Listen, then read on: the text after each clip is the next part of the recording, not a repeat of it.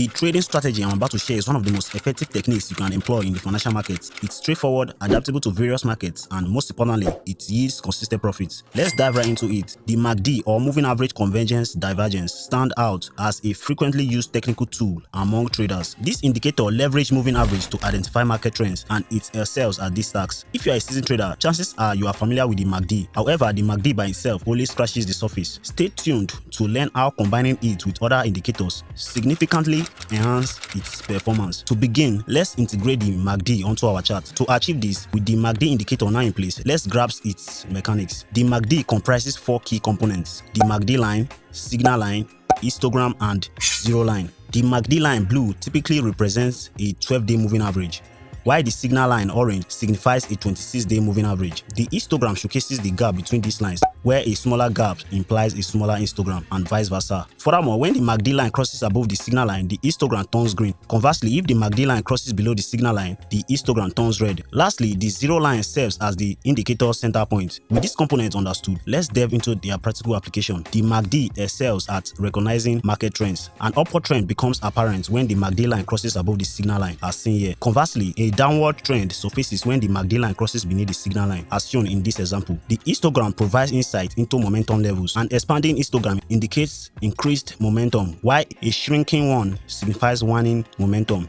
Here is how you should utilize this indicator. Buy only when the lines cross upward below the zero line. Conversely, for short trades, initiate them when the line crosses downward above the zero line. As demonstrated, this indicator is user-friendly, yet many traders struggle because they use it in isolation. Let me explain why this approach falls short. The MACD flourishes in trending markets. Here, it aptly forecasts upward price movement due to the chart's upward trend. Yet, in this scenario, where the chart shows a downward trend, the MACD wrongly signal long positions despite the price decline. To rectify this, we exclusively trade in alignment with the market trend. Avoid trading against the trend, as this typically leads to unfavorable outcomes. To ascertain the trend, integrate a 200-day moving average. After adding this indicator, a single line emerges. If price lies above the line, it signifies an uptrend. Conversely, price below it signals a downtrend. Armed with this knowledge, we only execute long trades when the MACD line crosses beneath the zero line and the current price surpasses the 200-day moving average. This ensures trading within an uptrend, a powerful combination. Similarly, for short trades, the reverse applies. Ensure price are below the 200-day average and the MACD line cross downward above the zero line. An illustration of this strategy is seen here,